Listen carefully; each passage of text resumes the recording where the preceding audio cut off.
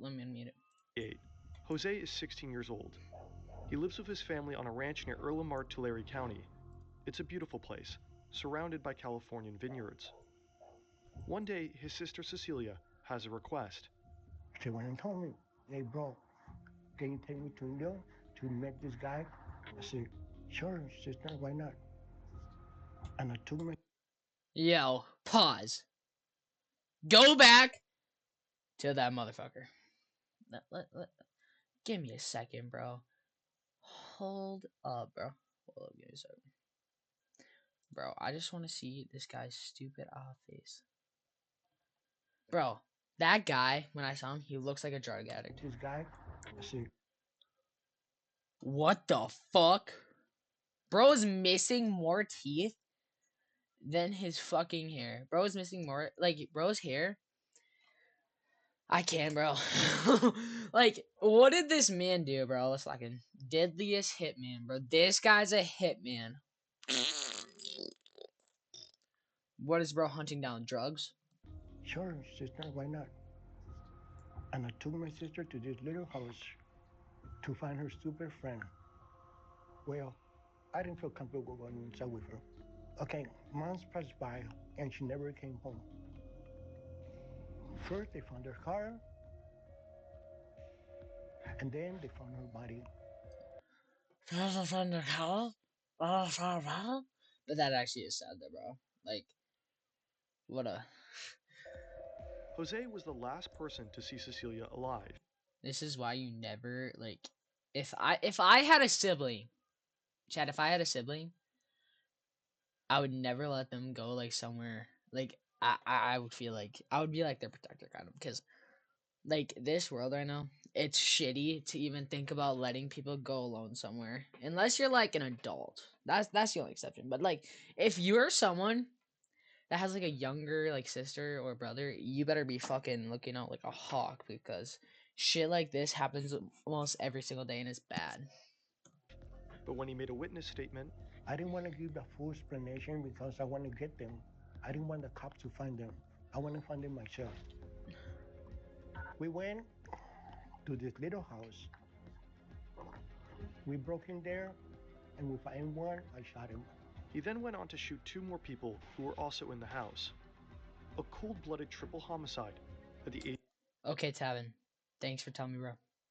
age of 16. In the following decades, Jose will kill more than 30 people. What begins with a young act of revenge ends in one of the most ruthless hitmen for the Mexican drug cartels. I fucking knew it! I called it, bro! I called it. You can't say I did. Bro, we called it that it was drugs. I knew it, bro. Got him locked in His today. victims are scattered across the entire US, and of course, in his home county of Tulare. He has taken the lives of both young and old, drug dealers and farm workers, fathers and husbands. It will take over 30 years and police from 3 different states to bring him down. Damn. That's all I gotta say. Damn. 30 years. Damn. This is the story of Jose Manuel Martinez, El Mano Negra, the Black Hand, one of America's deadliest hitmen.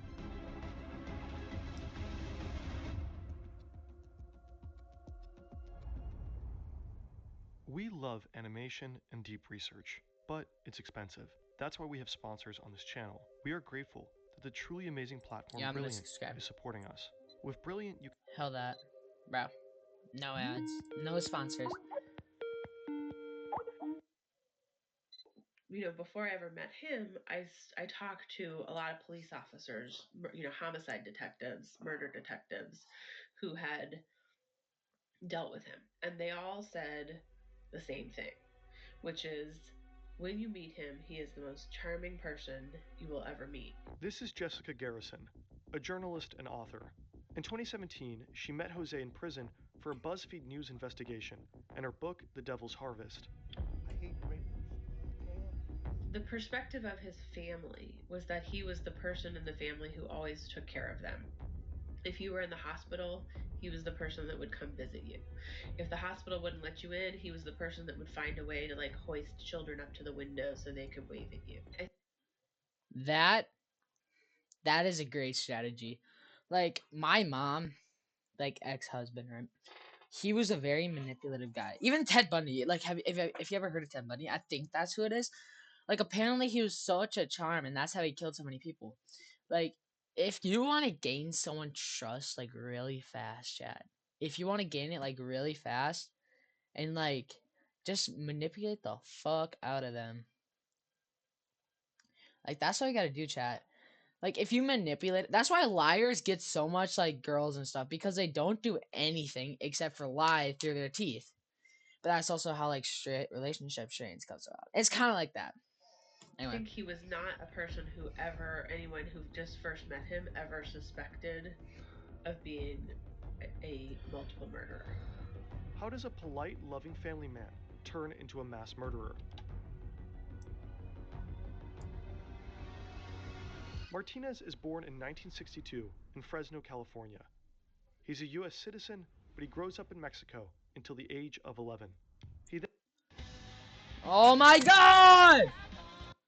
I hate ads, bro. I just hate them. At the time, Tulare is the poorest county in California.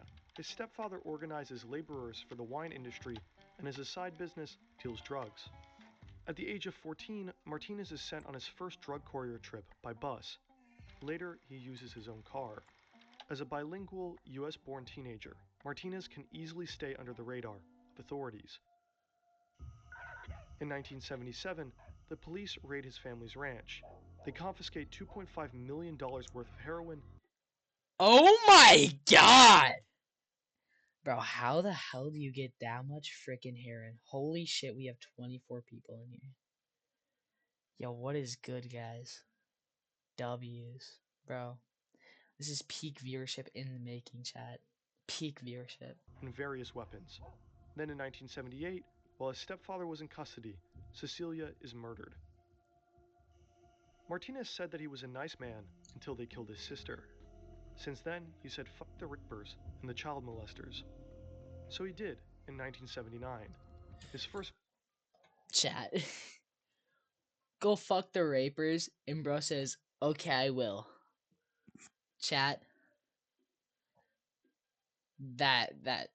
I'm not gonna say anything. Let's keep on watching. victim is David Bedoya.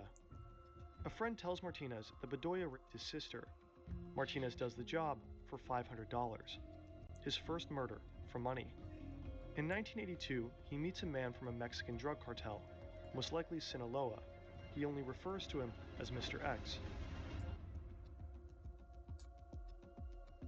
Mr. X was involved in the moving of large amounts of narcotics, drugs from Mexico through California and to points beyond. And Mr. X, gave Mr. Martinez numerous jobs killing people. Not every job for Mr. X is directly related to murder. Most of the time, Martinez is tasked with collecting debts from small-time drug dealers. He receives his assignment through phone calls or brief personal meetings. A lot of it is sold on spec. I give you the drugs, you sell the drugs, you give some of the money back to me, right? But if Bro, Mr. X sounds like he's been in. Bro, if I was that one guy, if I was what is his name, Martinez, and like I get it though, cause he was raised in it. That's what happens to a lot of like people at the time. Like they're always like raised into it. They're never like brought into it. They're always raised into it, which is weird, but it's always good. It's not good. What am I saying? No, it's not good. Never doing drugs is bad for everyone. But if I get it though, it's hard to get out of the business when you're raised into it. That's what I'm trying to say. if you take the drugs and you don't give the money back to me, we have a problem. Then Jose Martinez would go and collect that money. Martinez does end up in jail several times. For example, in 1990 because of his drug courier activities. But he is never charged with his murders. That's weird, because his name does appear in several homicide cases going back all the way to 1979. I mean, it's fine. If you turn up in one murder case, maybe that's bad luck. Two, maybe a coincidence. 7 or 8, you got to be like, huh, what's happening here? In hindsight, it's difficult to understand why no one connected the dots back then. It will take many years and several victims before someone picks up Martinez's trail.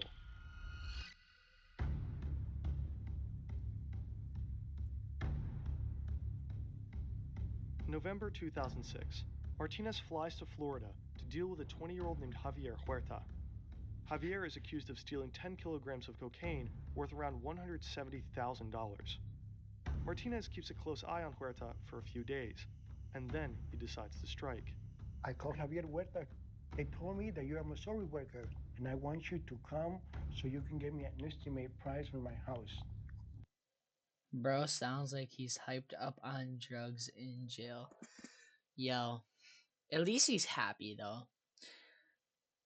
But still, he killed 30 people, and bro's laughing in jail. They got in. I locked the door. When I turned out, I had my guns out. Motherfucker hit the floor, motherfucker. And this ain't good one, I tell you. You stole 10 kilos from cocaine from me. If you don't get my money in 30 minutes, I'm gonna call my friend that is outside your house, and he's gonna shoot your family. Whoa. Oh my god! That didn't happen. Fuck you, ads! I hate ads with a fucking passion. Alright. Martinez gets the money. $150,000 are buried in Huerta's garden. He shoots Huerta and his colleague 4 times each. He binds their hands with zip ties and puts their bodies in Huerta's Holy shit, and they still alive. truck. Oh, He takes the car nope, they're dead. and drives it to the outskirts of a national park, smoking a cigarette on the way, perhaps to calm down. After the job, Martinez flies directly to his daughter's home in Alabama. His granddaughter is celebrating her birthday. He wants to use the money he just earned to make her happy. I got her. I took her to Toys R Us, where a kid can be a kid. I told her, babe, because I love you with all my heart, me and you, we're gonna walk in the store, and for 1 hour, you can pick whatever you want, okay? While Martinez is treating his granddaughter at Toys R Us, investigators in Florida discover Huerta's truck with the 2 dead bodies. They find a Mountain Dew can in the center console of the vehicle, with a cigarette butt laying in a puddle of the yellow-green liquid. They send the cigarette butt to a lab to check for DNA traces, but the test is not conducted right away. Bro, just imagine being caught off a cigarette bud. That would suck so much. Cause if you think about it, like, okay, you just killed 2 people. To calm down, you smoke a like cigarette, and then that's how you get caught. What a pussy way to go. Evaluation probably isn't a big priority. Huerta was a construction worker and had many co-workers in the car with him, so investigators had little hope of a hit. In fact, the results won't reach them until years later. Martinez escapes conviction for the murder of Huerta, at least for the time being. In 2009, Martinez kills a man named Joaquin Barragan in Erlemart for $8,000. He used a woman as a lure. She brought drugs from Barragan, contacting Martinez when the meeting was set. 3 days later, Barragan's body is found under a blanket, his hands bound with zip ties. The police question many people in Erlemart about the murder. They learn that Barragan knew he was being pursued by a contract killer known as El Mano Negra, the Black Hand. A woman tells investigators that Martinez tried to hire her to lure Chat, I think we're only gonna do one video today because this video is like 20 minutes long.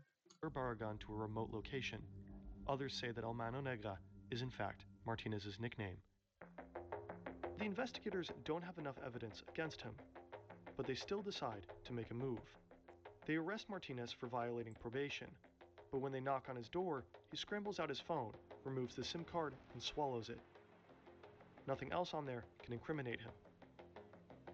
When the police question Martinez, he claims That's not suspicious. I mean, like, please open the door. Just takes out his phone SIM card and just swallows that bitch. He's good. that everyone in Erlemart is lying, and that he didn't kill Barragan. They send him to prison anyway for violating his probation terms. When Martinez gets out of prison about a half a year later, he directly marches to the Violent Crime Division of the Tulare County Sheriff's Office. He wants his white Chevy Suburban back that the police had seized from him. Martinez agrees to answer a few questions from the police in return. He hints that he is a collector for a Mexican drug cartel from Guadalajara, and he also claims to know that Barragan was murdered, not due to debts, but because he was a rat. The investigators are suspicious. They suggest a lie detector test. These aren't technically valid ways of determining a lie, but police will still often use them for investigations. Martinez agrees. He is asked several times if he knows who killed Barragan. Martinez, of course, denies that he killed him. The lie detector's response to Martinez's answers are clear. Deception is indicated. Still, the investigators' hands are tied. Without clear evidence of a confession, they can't pin Martinez down. In the end, Then what the hell's the point of the lie detector? Ooh, if he sees that it says deceptive, he'll spill the truth. What's the point of it then? Black Hand once again slips from their grasp. The cigarette butt is still in the lab. The police in Florida have other cases to handle, and they forgot about those bodies in that trunk. It looks like Martinez can just keep going on forever, but then something happens in Alabama.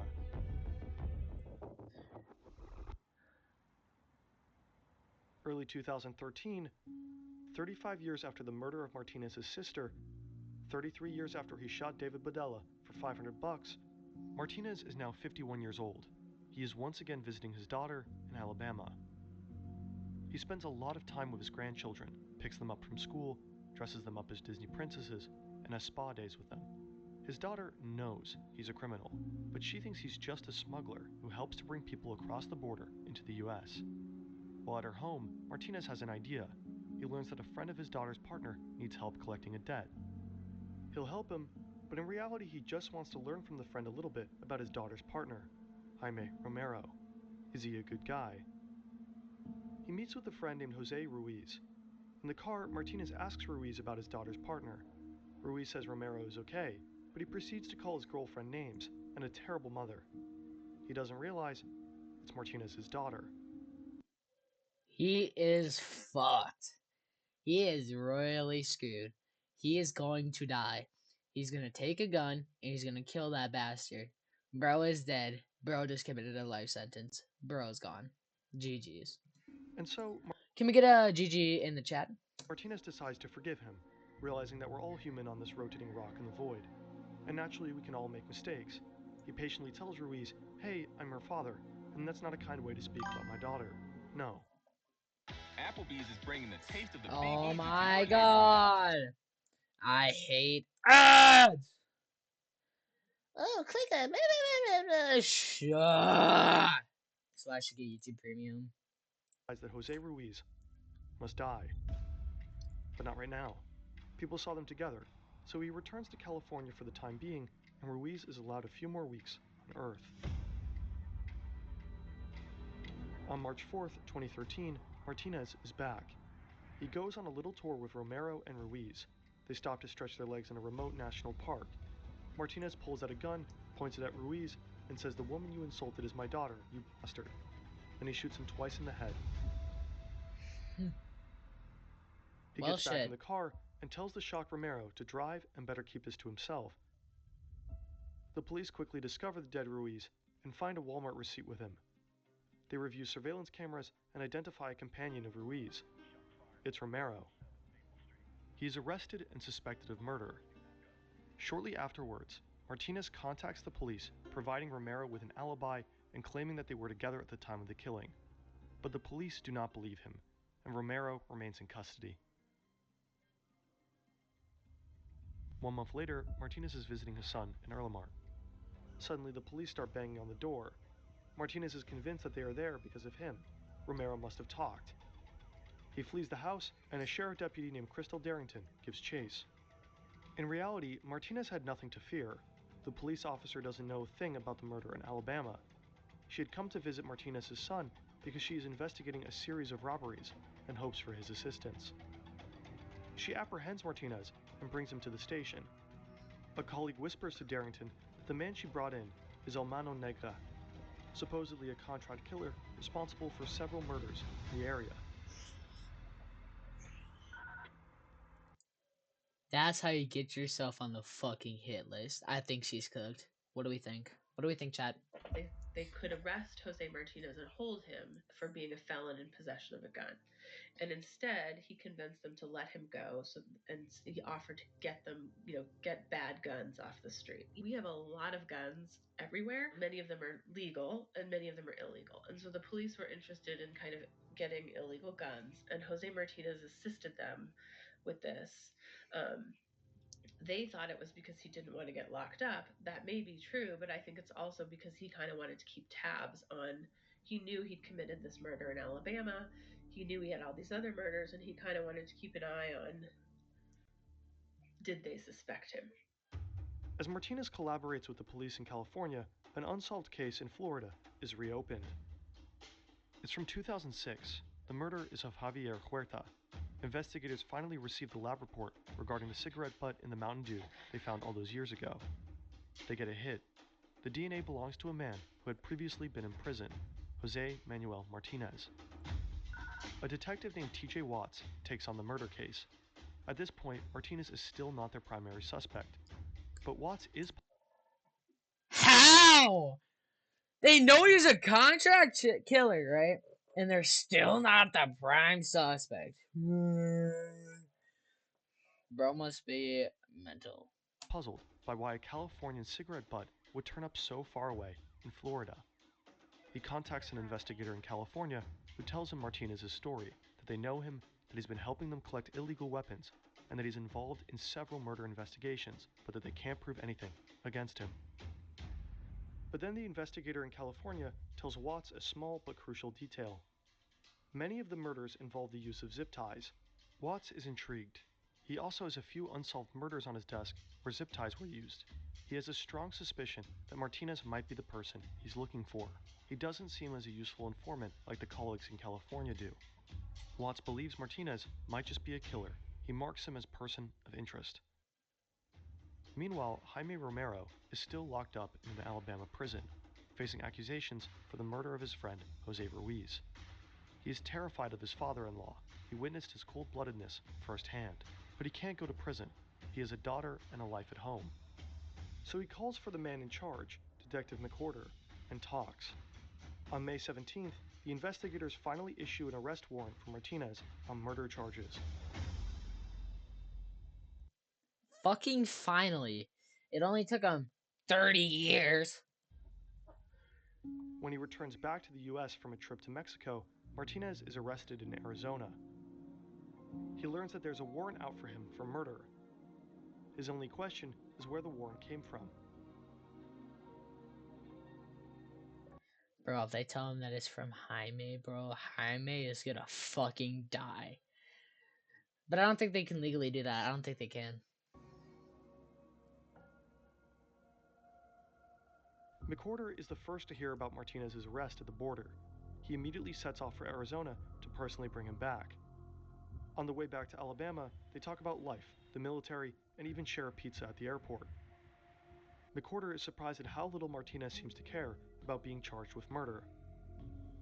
Upon arriving in Alabama, they are met by Detective Watts. He too had jumped on a plane to interrogate Martinez. Neither detective expects Martinez to confess. Perhaps he would spend time in jail and then make a mistake during a phone call from inside. At best, Martinez might admit to being at the crime scene, but try to blame everything on Romero. But things take a different turn. Martinez confesses almost immediately to killing Ruiz. He also confesses to the murder case in Florida. He provides detailed descriptions of the crime scenes, the number of bullets used, and says, "If I hadn't done the job, someone else would have." But it doesn't end there. Martinez then asks for Crystal Darrington, the deputy sheriff from Tulare. When she arrives in Alabama, he drops a bombshell. He's a contract killer and has killed numerous people. He goes on to confess to one murder after another. Shot him in the head with a 22. Took my gun and I shot him inside the car in the leg. I even killed her brother. Bro just does not care. Oh my fucking god, it's an ad. Ma! I hate ads with a passion, chat. I hate them. I hate them so much. Bro, like, what's the point? Like, I'm actually gonna use turbo taxes from seeing an unskippable ad. I'm not gonna give a shit in 10 seconds about that. And I get the games, bro. I like the game ads. It gives you like a good thing. Like, maybe I should try this out. That's good. I mean, Crystal Darrington said that she was just like frantically texting her bosses, like, "Oh my god, another one!" And then like I think the next day he's like, "Oh my gosh, I have another one." So it was a shocking list of murderers. He confesses to over 35 murders.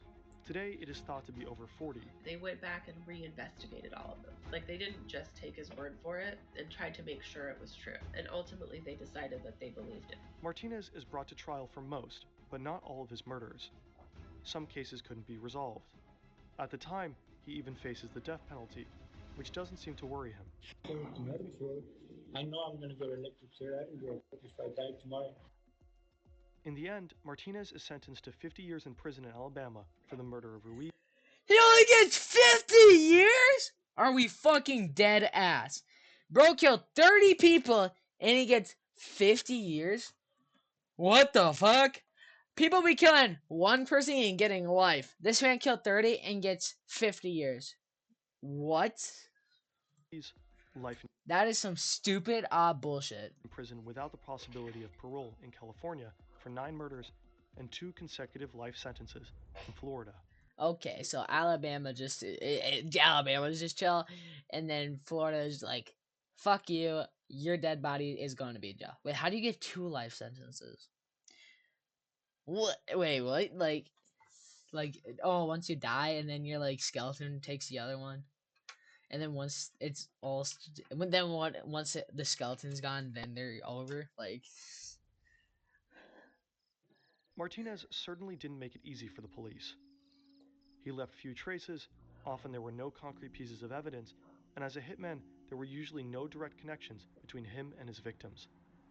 Especially in the 80s and 90s, police in California had a lot of murders to deal with. They had limited resources. But there is also another reason why Martinez wasn't caught for so long. There are other people who would say, well, he didn't try that hard to get it, in part because the people that he was killing were not people that created these giant outcry. I mean, chat, it's almost over. Fucking finally. he was generally killing people without very much power. And so I think that was sort of one of the heartbreaking things to me when I started working on this, is that I went and found some of the family members of some of his victims, and many of them said over and over, like, it seems like no one cared that our relative was killed. And so I think it, that to me was sort of the craziest and most heartbreaking part of this case. Okay, chat.